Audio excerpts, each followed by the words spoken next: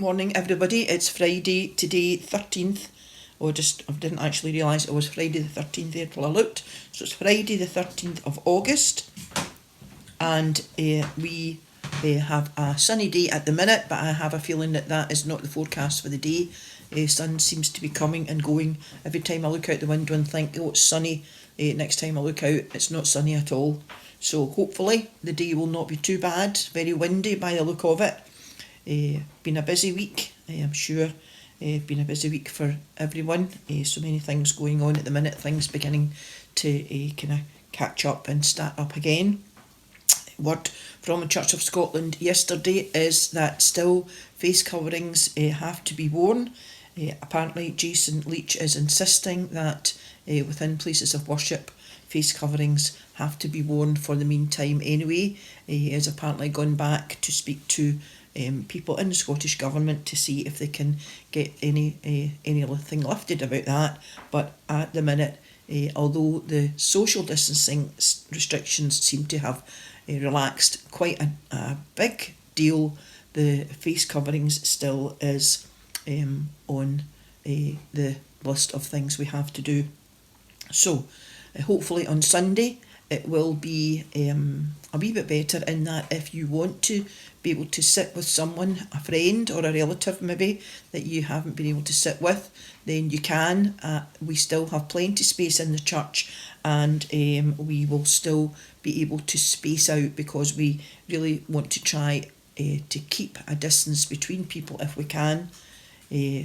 Hand washing or the hand hygiene will still be in place, and the track and trace. So we'll just have to see how things go on Sunday and just take it from there. No message on Saturday, remember. Sunday service should be on the website and the Facebook pages later on in the afternoon again, because by the time we come home and get it sorted out and then uploaded, it does take a bit of time, but it should be on there on Sunday. Because we've got a new computer now. Still don't know how to work it, that's a different matter, but we have got a new computer now. So hopefully everybody is doing okay. Lucy seems to be doing not too badly. She did get home for a wee while one day this week, but unfortunately she was hoping to stay at home overnight, but she felt unwell and had to go back into the hospital. But she is doing not too badly, and we will keep you updated with that.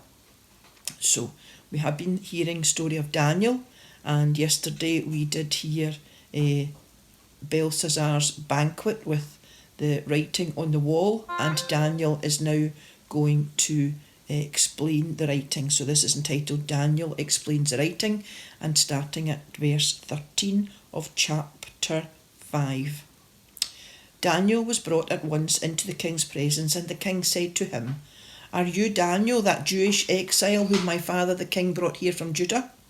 I have heard that the spirit of the holy gods is in you, and that you are skillful and have knowledge and wisdom. The advisers and magicians were brought in to read this writing and tell me what it means, but they could not discover the meaning.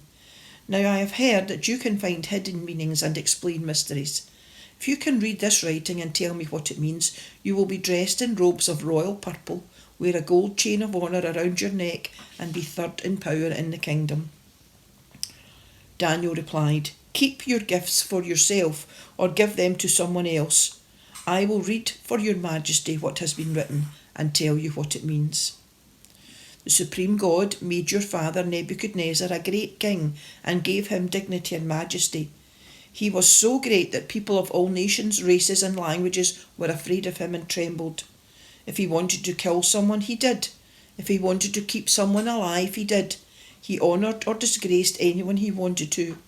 But because he became proud, stubborn and cruel, he was removed from his royal throne and lost his place of honour.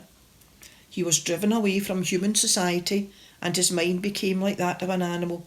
He lived with wild donkeys, ate grass like an ox, and slept in the open air with nothing to protect him from the dew.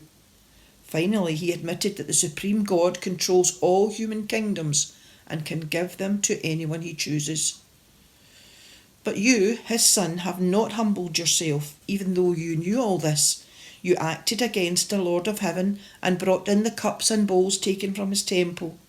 You, your noblemen, your wives, and your concubines drank wine out of them, and praised gods made of gold, silver, bronze, iron, wood, and stone, gods that cannot see or hear, and that do not know anything.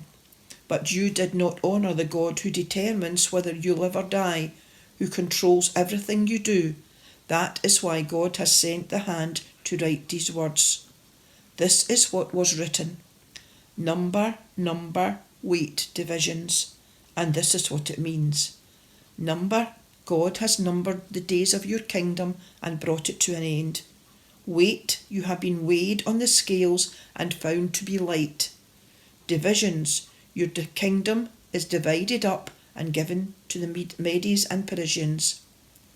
Immediately, Belteshazzar ordered his servants to dress Daniel in a robe of royal purple and to hang a gold chain of honour around his neck. And he made him the third power in the kingdom. That same night, Belshazzar, the king of Babylonia, was killed, and Darius the Mede, who was 62 years old, seized the royal power. Amen, and God bless this reading from Daniel chapter 5, and over the weekend I think we will probably have some more of the story of Daniel into next week, and we will see what happens with that story then, how that moves on. So, no message tomorrow, service on Sunday. Plenty space. If you haven't been, please feel that you can come now. We will still have the things in place, hand sanitising, track and trace, and some spacing out. Masks will be worn. So take care everybody, have a good weekend, you know where we are, and we will see you again on Monday. Bye.